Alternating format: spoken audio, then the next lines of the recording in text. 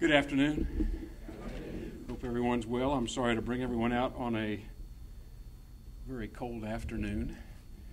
But I did have some news that I wanted to share with you, and I wanted to share it firsthand, so I do appreciate you being here.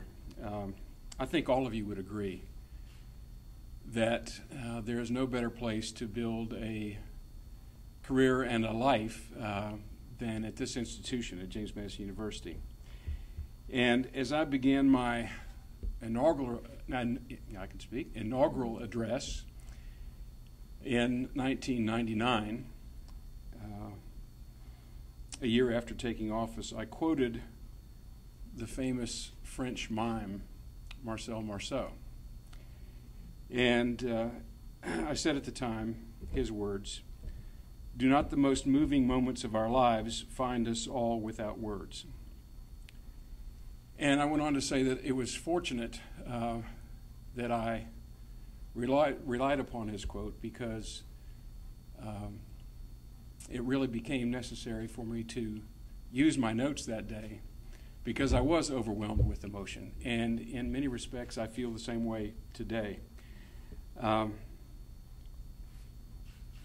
When I completed my inaugural address in '99, you'll recall, many of you were there, that there was a celebration that day, and we had several meals afterwards, and my parents were there, and my mother, who is now deceased, was there, and all of us looked for approval from others and from mothers. And so I went to my mother, and I asked my mother, "How was my speech today, Mom?" And she said it was nice. And I said, "Well, thank you. Anything other than nice?" And she said, "Well, it was a little long." And so my comments today might be a little long, I will warn you, but I said to her then that the reason for it being a little bit long was that I had some things to say, things that I thought were important to say. And that's also true today. Tyler Miller, who was our third president, in his 1949 inaugural address, said the following: "I approach the responsibilities of this position with mingled feelings of pride, humility, and satisfaction. Well, today, in announcing that I will be ending my service as president of this great institution, I have those same mingled feelings. A sense of immense pride with what has been achieved, humbled by the intellect of our faculty, their energy, their talent, their special contributions to this institution, to our staff, and to our students. But I'm also filled with satisfaction that comes from witnessing the accomplishment of those whom you've attempted to serve. I have informed Rector Jim Hartman and other members of the board that I will end my service as president of James Madison University in June of 2012. Not this June, but the following June. And I announce my intentions now because I wanted to ensure that the board and the university would have sufficient time to find a new president. Once I came to grips with the meaning of this decision, my first thoughts were of gratitude. I'm so thankful to Judith, who has worked with me, and I chose the word worked. She's not paid, but she's worked, and she's worked with me over the course of this presidency. She's experienced firsthand the joy of such things as Phi Beta Kappa being announced, a national championship, the passage of a major bond issue. She's also shared my frustration and disappointment at times. She has shared with me the feelings that I had after the elimination of athletic programs, for example, due to Title IX, the reduction of budgets, the premature loss of students' lives when they had so much promise. I'm deeply appreciative of her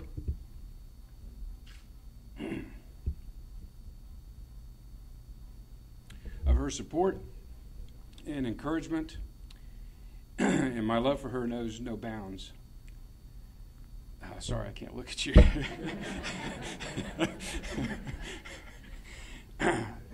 And I thank my sons who involuntarily sacrificed time with their dad because of the demands of this job. I'm also thankful to those who have served the university as members of the Board of Visitors during my presidency. They have, without failure to the person, provided direction, guidance, and support, always governing with the best interest of the university in mind. When I accepted this job, I said that it was the best university presidency in the country. And after almost 14 years, I still feel that way. I meant it then, and I mean it now. It isn't the beautiful campus or the well-maintained buildings, although they certainly make for a great place to live and work every day. It's really all about the people. I attended a conference, a SACS conference on Monday, and at that meeting, David Gergen, who some of you may know as a CNN political commentary personality for CNN, spoke, and in addition to his political work, he has also written several books. He's been the editor of U.S. News and World Report. He's advised 4 presidents. He currently leads the Center for Public Leadership at the Kennedy School at Harvard. And he spoke to the group about leadership, and he said the single most important thing for a leader to do is to build a competent leadership team. And if that's the case, then I know I've succeeded in this job, because I certainly have that in each of you who are here today. And I'm blessed for that. You are bright, persistent, talented, and hardworking, and you pursue your task with a collaborative spirit that simply exists in few other places. Some of you are also lifelong friends. Many of our achievements are a tribute to your ideas, your persistence, your special contributions, and I am profoundly thankful to each of you for what you have brought to this university. What a perfect blend we've had of seasoned, capable faculty coupled with young, aspiring dreamers whose scholarly efforts and inspiring teaching really amazes me every day. When I began this job, I said my principal ambition is to create an environment in which great teachers can work their special magic with students, the magic of learning. And I said at the occasion of the inaugural that rather than 10 buildings, $10 million, or 10 new programs, I prefer to be responsible for creating the conditions for 10 faculty to flourish at JMU and to alter the lives of students they teach. If that can be done, then I would be grateful with what has been accomplished. Others will judge if we've accomplished that goal. Personally, I think we have. Our administrative and support staff make so much of a difference in what we do every day. Their devotion to our mission, their service to their constituents, and their refusal to accept anything other than excellence has fueled our progress for years. And then there are the students. The primacy of student needs has permeated all that we do. Judith and I have had hundreds, if not thousands, of students to our home. We've enjoyed their company. We have answered their questions. We have watched them grow and prosper. We have been amazed at how much they can eat. We hope that we have helped to prepare them for their futures. It would be easy to be discouraged by current conditions. Environmental challenges, political unrest, things that I've talked about before, terrorism, poverty, budget deficits, and the list could go on. However, if you visit a class, which I do, and you talk with students, if you witness their unselfish desire to help others, you experience firsthand their innovative spirits and can-do attitudes. You cannot help but be optimistic about our future. I had the good fortune to come to work in this force field of positive thinking every day of my professional career at Madison. Countless numbers of community members, alumni, parents, donors, business leaders, and others have supported this university and encouraged me during my tenure. I fully understand what that kind of support means, and I'm thankful that I have received it. There's much to be done in the time remaining before I hand the keys to the office to the next president. There are 2 legislative sessions and 4 commencements, one next week. There will be no winding down. We will approach all of our responsibilities with the full intensity and drive characteristic of our work throughout the previous decade.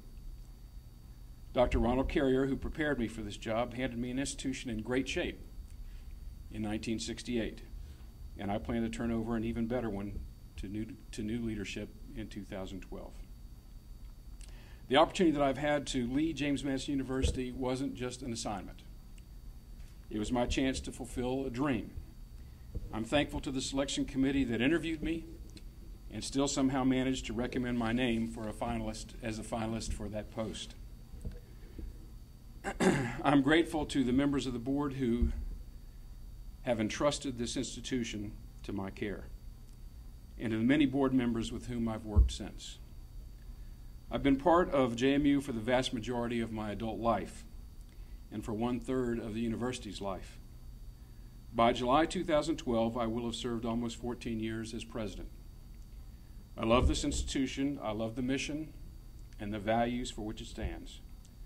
I have the highest respect and regard for the people who are devoting their professional lives to the betterment of the university and its students.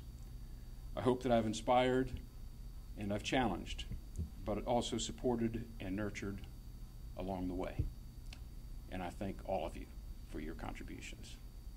How did you come to the decision of retiring? Or, I guess, well, it's something that I've thought about for a little while. There are a number of factors coming together that I think make this the appropriate time.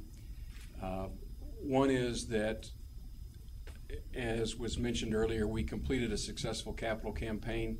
As the economy moves out of the doldrums that it's been in and hopefully starts to improve, we need to be thinking about the next capital campaign.